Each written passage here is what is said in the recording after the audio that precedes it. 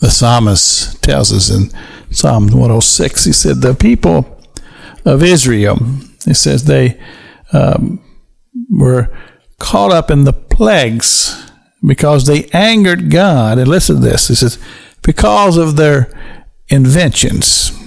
Now, when we think about inventions in the day and age in which we're living, we're thinking about some machinery or some thing that you have created, a car, or perhaps some type of a computer system or something of that nature.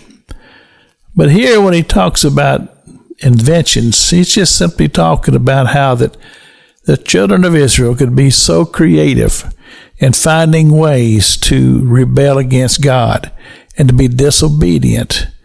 And the interesting thing about that to me is that throughout all these generations, that really hasn't changed much. And it's amazing how humanity can continue to find ways to rebel against God, and how that as time progresses forward, that the heart of humanity, as the scripture says, continues to be deceitfully wicked. And of course, if you are a person like I am who's grown up in church all of my life and just observed and watched society, it would appear to me that society or humanity, it keeps getting further and further away from the relationship and heart with God. And it seems to be less important to society as in general.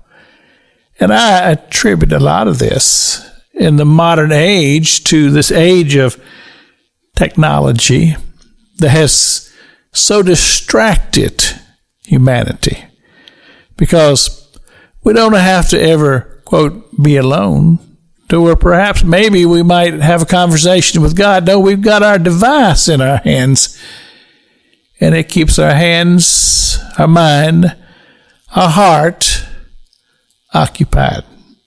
And so as it was in those days, and God was angry at their inventions. In other words, God was angry at the things that would steal away the heart of the people from a relationship with Him. You see, we were created for that purpose. We were created to bring glory and honor to God, to be a companion with God, a entity that God could trust, that God could commune with, and it would be that which would be born out of our own free will, because God created us that way. He gave us the ability to sin and rebel against God, thus giving us a choice as to whether we would be obedient and desire to have that relationship with Him, or whether we just have a heart of stone, a heart that has no desire, because we've got our inventions. We've got our things. And we love our things more. This is Pastor Jack King with the gospel of the radio broadcast.